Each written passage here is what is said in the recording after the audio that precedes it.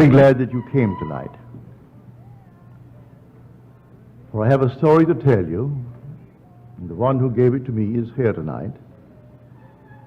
But I'll prepare you for it first, for I've been teaching this for years and years and years. We can hear it and never apply it. And though I repeat night after night, we are the operant power. It doesn't operate itself. We still postpone it. Quite often our training is in conflict with it, and we can't quite bring ourselves to apply it. We are told in the 118th Psalm, the stone which the builders rejected has become the chief cornerstone. This is the Lord's doing. It is marvelous in our sight.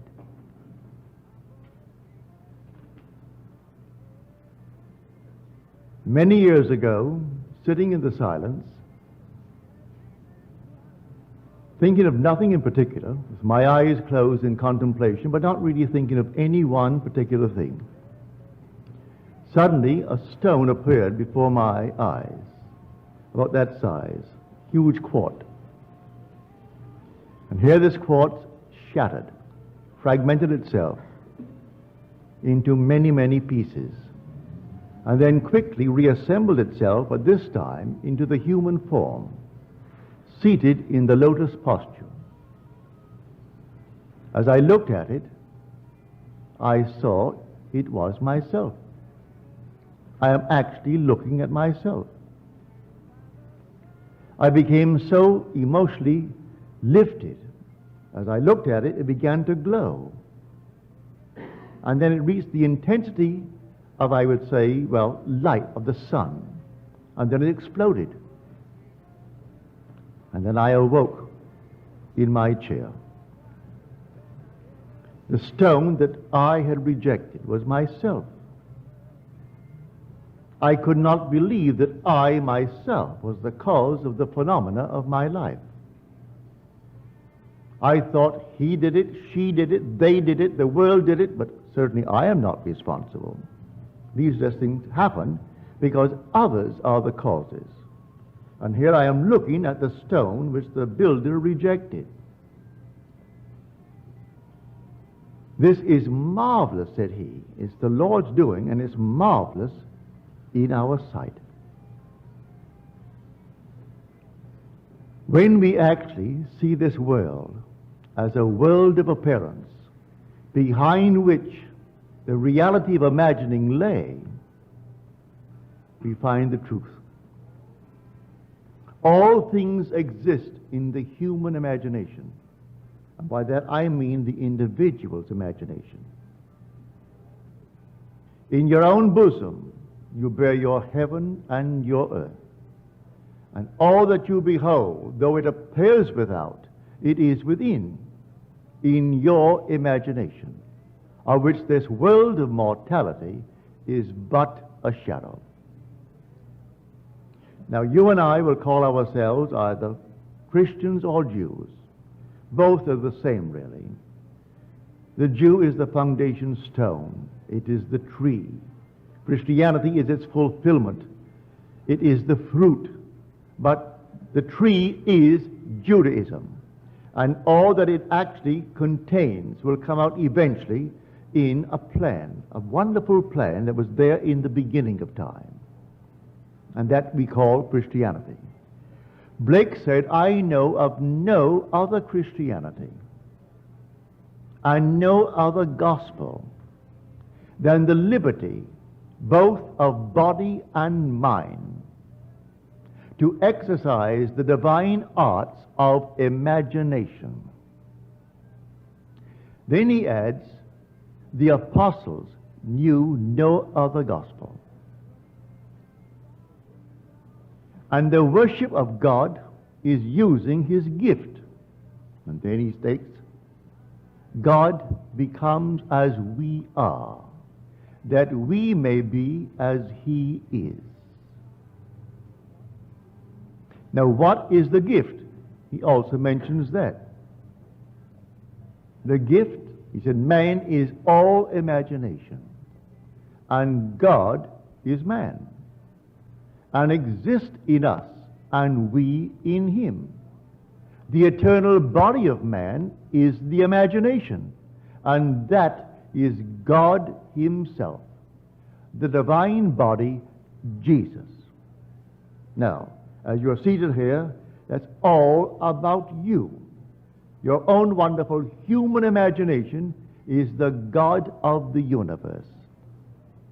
That is the one spoken of as the Lord Jesus. That's the one. Is it really true? Well, you're called upon to test it.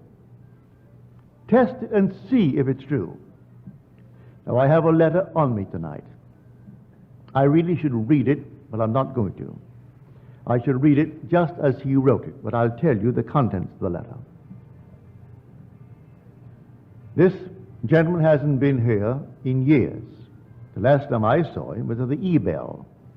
Well, you know who've been coming since the Ebell, how long that has been. He said, I must tell you this story. It may not make sense, but I must tell it. For it's the first time that I have ever used my training according to the things that I have heard you say. I am a psychologist, and I have wasted years trying to talk people out of their mental problems when I could easily have imagined them whole and happy. Now, here is the story. He said, a friend of mine, this lady, claimed that she was in many ways abnormal. She and her husband adopted a little baby girl, and something very strange went wrong with the child. The child was 4 years old and still could not speak, and the few words it muttered, it garbled so that it is simply not intelligible. But in the 4 years talking to her, there was progress. Then one day she said to me, I do not feel any longer that I am abnormal. So now I say to myself, I am not abnormal. He tried to explain to her that that's not quite the approach. And then he broke the thought and he told me this story. He said, for instance, in my own case, I find a home that I want. I begin to imagine that I'm living in that home, and then doubt sets in, with the result that that doubt materializes into a person. And that person has more money than I have, and he buys the home, leaving me out in the cold. I know from that experience that every person in my world only reflects a mood in me. Everyone that I meet, whether I know them or a stranger who buys the home that I wanted, when the doubt set in, the doubt materialized into a person. I didn't know him, but he only reflects that mood of doubt in me. So he has more money and he buys the home, and I am out in the cold. So I reconstructed a sentence for this lady. And I said, no longer must you say, I am not abnormal. You must now begin to say, I am perfectly normal. She said, I do not feel that. He said, I do not care whether you feel it or not. You must begin to persuade yourself that you are perfectly normal by repeating within yourself, I am perfectly normal. The day she began it, the child went into a coma. So profound was the sleep that it was difficult to rouse her. She could not be awakened. She asked me to examine the child. I said, no, take her to a medical clinic and have them examine the child. But as she began, from his suggestion, to assume I am perfectly normal, within 24 hours the child awoke. They made the test in the medical center and found her alert and bright. She was only the outpictured statement of that mother who adopted her. The mother began to feel, I am abnormal. So she adopts a little child, a little girl. And the girl for 4 years couldn't talk. And when she began, it was so garbled, it made no sense. She only bore witness to that strange, peculiar claim of the mother who adopted her.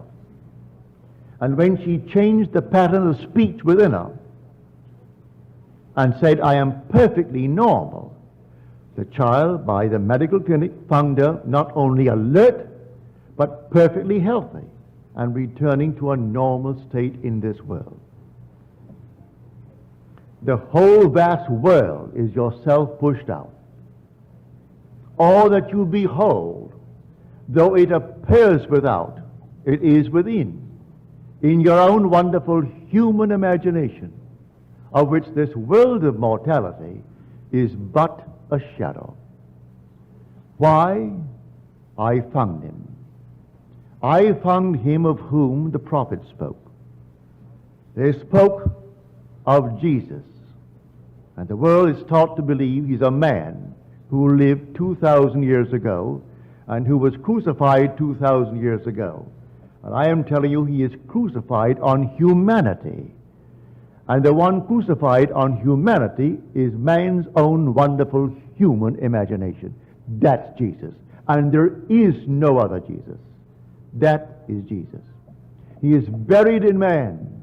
He is the dreamer in man. And he is dreaming this dream of life. What are we feeding him? Well, I'll tell you what we feed him, because he is capable of anything in this world. And listen to these words from Deuteronomy, the 32nd chapter, the 39th verse of Deuteronomy. And these are the words of the Lord speaking. I kill, and I make alive. I wound, and I heal. And there is none that can deliver out of my hands. There is only one creative power in the world. The one who kills is the one who makes alive. The one who wounds is the one who heals. And there is no other power than this one power. And that one power is your own wonderful human imagination. That is God. There is no other God. He is buried in you. And the day will come, he will awaken within you. When, and I trust it is now, that I could turn you from this world of seeming reality on the outside to a world of imagination. So you actually live in your own wonderful human imagination. If you do, and you really turn into a being who believes in the reality of his own imaginal acts, you are then on the verge of rebirth. It does not say when. He tells you no one knows, not even the Son, only the Father. Don't ask me when, said he. But I'll tell you the signs of it when you actually begin to trust your own wonderful human imagination.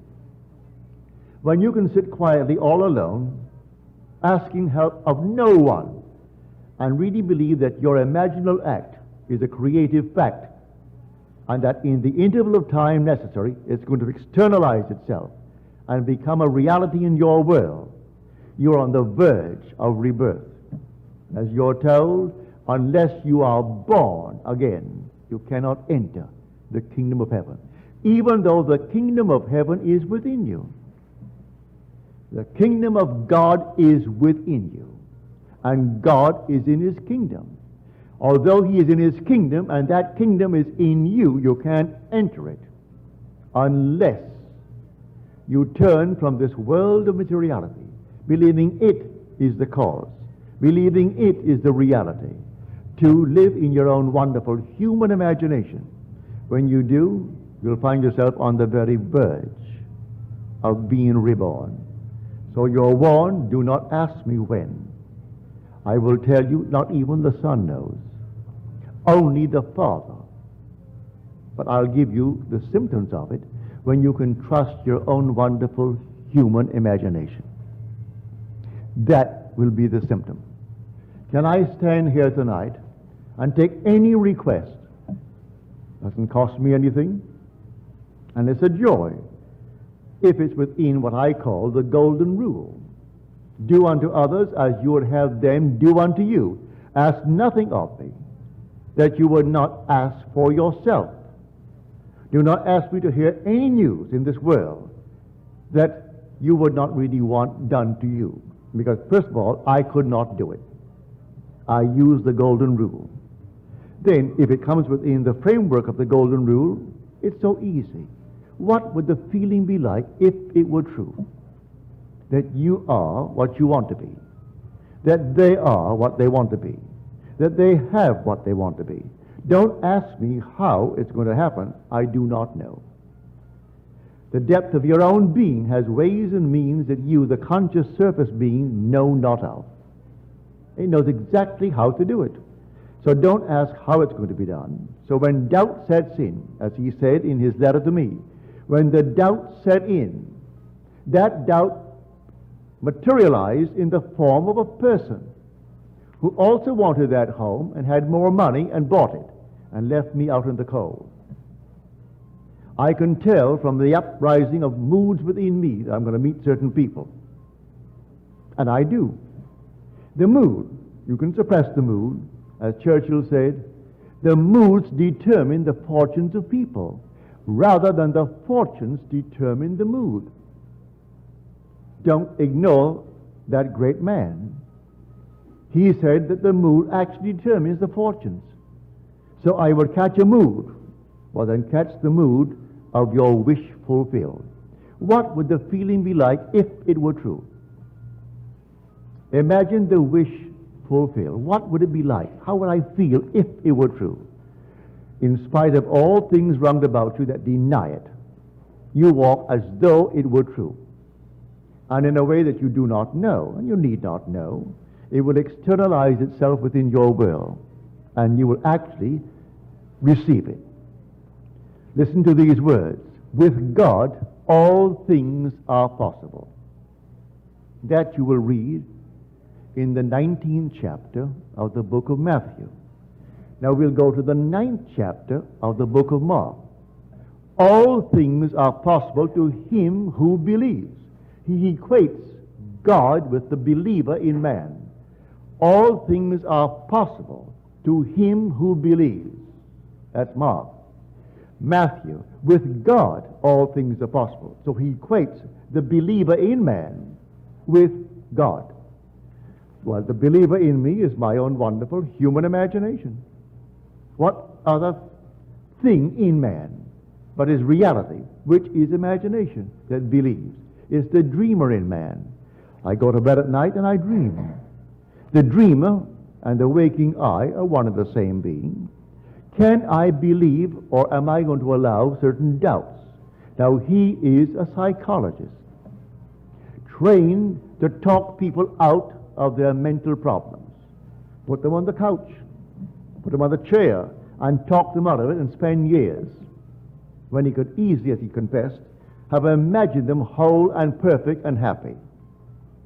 But he said, I believe that I was, through my training, compelled to spend these awkward years as anyone who works at a job spends his time in an awkward manner. If you're not enjoying what you're doing, then it's simply a job and you're doing something that is to you awkward, if you like it. Like my brother Victor, who has made a fortune. The very smell of the ship, the very smell of the boat the smell of his store, he loves it. He goes there in the morning, and the odor of his store, I can't stand it. He goes into the grocery store and everything about it. He just loves the odor, all the combinations of the odors of the grocery store. He goes into his department store, all the things of the department store. Likes the odor. It affects him. He loves it. Goes to a hotel, and the restaurant naturally is all in service. That affects him, and he loves it. He so loves it. He's in the mood of success. So fall in love with something that really excites you and feel that you are already what you want to be. And I tell you from my own experience and from this man's experience that it will work. Now, here is a man who heard me years ago. He came home one day, and I thought, now here's a man teaching people how to live correctly. And I had 2 books. They're completely out of print. You can't buy them. But I thought, if I could give them to someone doing this kind of work, who is serious, he's a trained psychologist, I'll give them to him. So I gave him these books. I don't think he's read them. First of all, they're named after the mountains of Switzerland, Zermatt and Oberland. But it's all imagination. The man who wrote it, I presume he's gone now. He was 94 when I last heard from him. But I gave him these books. They were new and completely out of print. You can't get the books. You might find them in some second-hand, but they were never popular books because they were very voluminous books. But he wrote them in the form of a dialogue like a Plato. He introduced 5 characters, and each one was a scientist, one was a philosopher, one was a mystic, one was something else, and they all discussed. And he had the central one who was the mystic, explaining the phenomena and the cause of the phenomena of life. And so he wrote these volumes. And I gave them to him. I asked him the other night, because he's here for the second time in years. And he mentioned the way he told me about them. I don't really think he really read them with understanding or really read them, because it's told like a Plato would tell a story, introducing characters, because the one person is speaking as the scientist, as the mystic, as the philosopher, as the atheist. He had them all present, only 5 characters. But the books are completely on imagination. And it's called the Zermatt Dialogues and the Oberland Dialogues.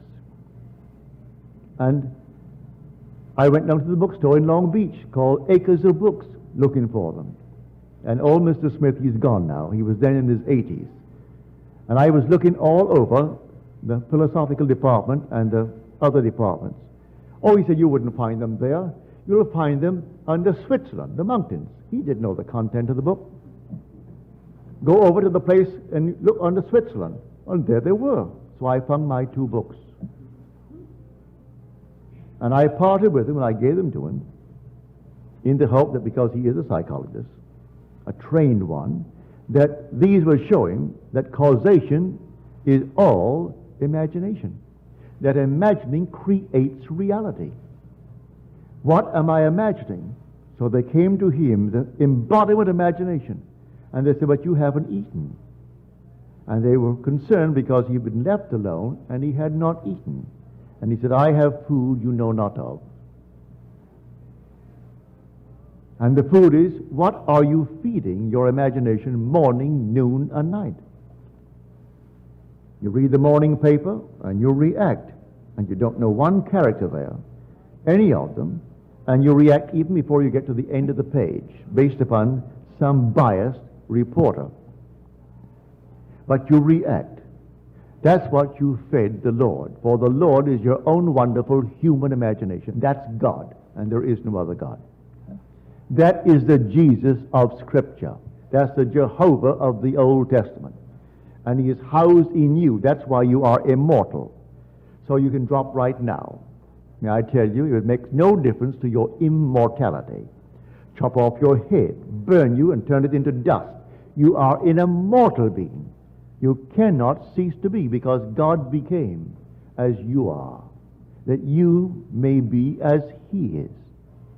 And so you're going through these with these strange, peculiar diets, and we simply produce what we feed upon. You can learn a lesson from the animal world. When we were children, we had ducks, chickens, all kinds of things that you have on a farm. And we were a large family. There were 10 children, 9 boys and 1 girl. And we had a father, mother, and grandmother, all living in our home. And Mother would say to us, take, say, 2 or 3 ducks and put them away, because I want them in 2 weeks, I'm going to have a duck dinner. So you take the 3 ducks and you put them away. Well, she meant that you will change their diet, because when I was a boy, fish was plentiful and cheap. You could bring in all kinds of fish. We had no refrigeration, so if it wasn't sold in the evening, early evening, it rotted. So you simply either use it for strange bait the next day, or you fed the animals, that is, the ducks. So we would take the fish while we kept them alive and fed on ducks, on fish. And they got fat and they were altogether healthy. But you couldn't eat that bird until you took it and isolated it and put it in a cage by itself and stuffed it with meal, corn, sour milk, anything of that nature. And at the end of 10 days, that bird, having been fed only on, say, milk or corn or anything you had of that nature, the whole system changed. And so when you cooked it, it was like a milk-fed bird. If you didn't do it, you couldn't eat it. It's all fish. And I would know, I can see it now in my mind's eye. When Mother said, Neville, get a few ducks and put them away, and I'm playing cricket and playing soccer, I forgot it. When I remembered, it was only about 5 days before. So I took the ducks and put them away, but 5 days was not enough to purge it completely of the fish. Well, you could smell that thing all over the neighborhood. On Sunday afternoon, we were going to have ducks. And we knew we couldn't have ducks because you couldn't eat it. You look at a duck and you're eating fish. So it repulsed everyone. Of course, we got a good spanking for it because we didn't do what Mother commanded us to do at the time that she told us to do it. Well, that is just like everything else in this world. You feed, as he said, I have food you know not of. You feed for a few days, a couple of weeks, on a changed mental diet. In this case, in 24 hours, when she took the diet that he gave her, I am perfectly normal. The child went into a deep, deep sleep from which she could not be awakened without a struggle. And then the clinic said, well, she's not only bright, but she's healthy. She's completely right. She was simply the outpictured statement that that girl lived with when she said, I am abnormal in many ways. You take a new diet tonight, and just like the duck, and it may take you a day, it may take you a week, it may take you 2 weeks, but if you actually persist in the changed diet, you will outpicture that diet, that change of diet, and your whole vast world will change. We are the only beings to whom he gave speech. He actually became man.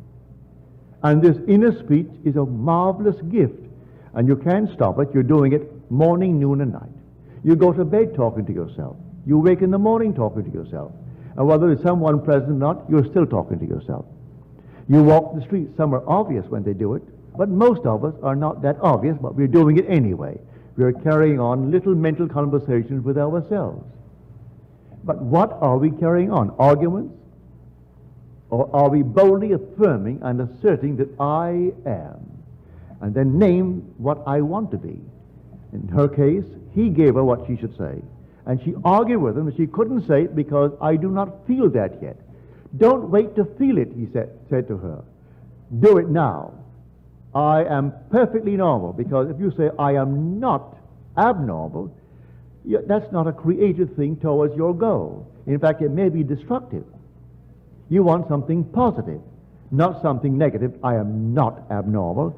I am perfectly normal. Then the child, the outpictured self, So everyone in your world is yourself pushed out. Blame no one. Don't even blame yourself. Just change the diet. They only reflect what you have been doing and maybe still doing. And when you see it, you change the diet. And the diet is simply words, all within you. So you assume that you are now the man, the woman that you want to be. Walk in that assumption as though it were true. Live in it just as though it is true. And then, who knows, that diet may not take more than 24 hours. I'm quite sure it would not take more than a few weeks to project itself in a way that you do not know. How do you know this little duck? And I'm speaking from experience. I'm not telling you a story that someone told me. I was the one spanked for not catching those ducks the very day the order was given. And Mother was a kind of a disciplinarian that she always kept her word. If she promised you a bicycle, if she gave you a bike because you would do something, she kept it. If she promised you a beating, if you didn't do something, she kept that too. She was a great disciplinarian. I came back during the First World War. I went down on a schooner to the what is now called the Virgin Islands. Then they were owned by Denmark. Santa Cruz and what is now St. Thomas and then St. John. We bought them during the war, the First World War. That is, we in America bought them. But then I was a British subject. And I went down on a schooner to get cattle because we didn't raise cattle in Barbados and we needed the meat. And they had the dairies, all Denmark. Denmark owned them. So there were dairy people. Bought the cattle, put them aboard the ship, and started back for Barbados. And we were becalmed off Martinique. Martinique has a huge mountainous volcano. We were out of sight of the island, so they couldn't rescue us. And there's no radio in those days, no possibility of contacting the mainland. And there we are, simply drifting, not moving an inch in the course of a day. And the cattle are dying. They're all dying. We were 8 days late coming into Barbados, and all the cattle are gone from the bilge and the lack of food, the lack of water. And I thought, well, now, when I came home, they'd be so happy to see me because they thought I was gone because the submarines, the German submarines, were shooting at everything in the area, even a little schooner. So I came in, and I came home. They all greeted me with open arms. But that very day, Mother said to me, I don't want you to go out into the sun. You've had enough sun on that schooner for these many days at sea. I must have been 2 weeks at sea, and no possibility of any shade. Burnt to a crisp. Don't go out. Well, I had guinea pigs, and I had rabbits. I had to go and see how my guinea pigs and rabbits were coming on. But she told me not to go. I figured my first day home, certainly Mother will not hold it against me. So I went out, disobeying her order. When I came back in, she said, did I tell you not to go out? Yes, Mother. I thought, well, now, after all, this is my first day home. She thought I was dead. Here I am resurrected. That didn't pacify her at all. Took off that shoe, and she whanged me. And she let me have it. She was the most marvelous disciplinarian. She promised you a watch, you got it. If she promised you anything, you got it, including the whipping. So I'm telling you, a change of diet. And in our case, we are the Lord. And the Lord feasts upon words. He is the Word. And so what are you saying to yourself in the course of 24 hours? I am in want, I am this, I am that. Change it. Completely change it. And say within yourself, I am happily, blissfully married, if that's my objective in life. Reason denies it, your senses deny it. I am blissfully happy, and sleep as though it were true. I can tell you that story from my own personal experience. It works that way. And when I told the details of how it happened, people saw the means employed, which I certainly didn't manufacture them, not consciously, and judged me harshly for telling the means. But, as you're told in Scripture, I have ways and means ye know not of. My ways are past finding out. All you do is simply go on the new diet. But when I found the girl to whom I'm now married, and blissfully happy with her since the day I met her back in 1936, I was completely involved. I wasn't divorced, and in those days in New York City, a divorce was out. It only became legal after the very, very, very wealthy Rockefeller got his outside and then brought pressure to bear on the state to pass a decent, modest, normal, modern law, allowing people who cannot live together to separate and then seek a normal divorce. Prior to that, all divorces were simply collusion. All divorces. You paid someone to find someone, and then they signed these little things. You went before the judge, and they all knew it was collusion anyway. Well, here I am completely involved in marriage, and I want to marry this girl. I met her the very first second I saw her. I said, she doesn't know it, but she's going to be my wife. She doesn't know it yet. And simply, I slept as though we were blissfully happy. She on that bed, and I on my bed. It wasn't a sex act. It was simply, she was there in the room, in our lovely home, and I was in my bed and she was on her bed. So I didn't make it an emotional thing of that nature. And the girl, who was my former wife, who refused, she even left the state so as not to be given a summons. And one day I got a call from the court telling me to come on down. They needed my advice. I went down to the court wondering, what am I doing going to the court in the morning? When they brought her in. And I pleaded her case before these three judges. And she said to me after I got her off, that was a very decent thing for you to do, Neville. And I know you want a divorce. Give me the papers. I didn't have the papers on me. And she and I got into a taxi and rode to my hotel, and I gave her the papers. Now, that's supposed to be illegal, so I'm told now. You can't serve your own papers. I didn't know that. Give her the papers. And I got my divorce in the city of New York. So I know it works. It took me 1 week to do it. That's all that it took me, 1 week. I simply went sound asleep in the assumption that my wife was there. And it's the girl to whom I'm now married and who bore us this glorious daughter. And it's been since 1936. So here, this heavenly state was denied me because I wasn't feeding myself the right food. I have food you know not of, and the food are words. And you repeat them within yourself. What am I saying? As Blake said, oh, what have I said? What have I done? Oh, all-powerful human words. What have I said? What have I done? Oh, all-powerful human words. If man only realized what he is doing when he is talking seemingly idly. So, after all, who cares? Who knows? Who knows? The only one that cares knows. And he is your own wonderful human imagination. That is God. That's the Jehovah of the Old Testament and the Jesus of the New. And there is no other God. And he's buried in you. And he's dreaming in you. And surely you want to awake. But you will awake the day that you actually move in to the life of imagination, where you trust your imagination and live in it. You're not far from the threshold of rebirth. But I can't tell you the day or the hour. No one knows but the Father, and the Father is your own wonderful human imagination. I saw it so clearly. This is the stone that the builders rejected. But what the builders rejected has become the chief cornerstone. It was the Lord's doing, and it is marvelous in our sight.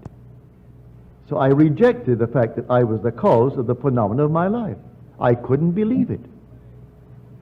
I thought everyone outside of myself caused it. Then I realized, when I saw the vision, here is a stone, a quartz, and it fragmented into numberless parts. As he said, the one who bought the home, that's a fragmented part of my own being. My doubt brought him into being. He materialized my doubt. A man, a person. And he bought the home I wanted because he had more money. I materialized that. It came out of me. So the whole thing fragmented. And then when it came together and formed itself into a man, seated in the lotus posture, and I looked at it, I'm looking at myself. Then I realized I am the cause. He is the dreamer in me. And one day he is going to awake from this dream. And when he awakes, I am he. And he and I are one. This is the story I am trying to tell the whole vast world.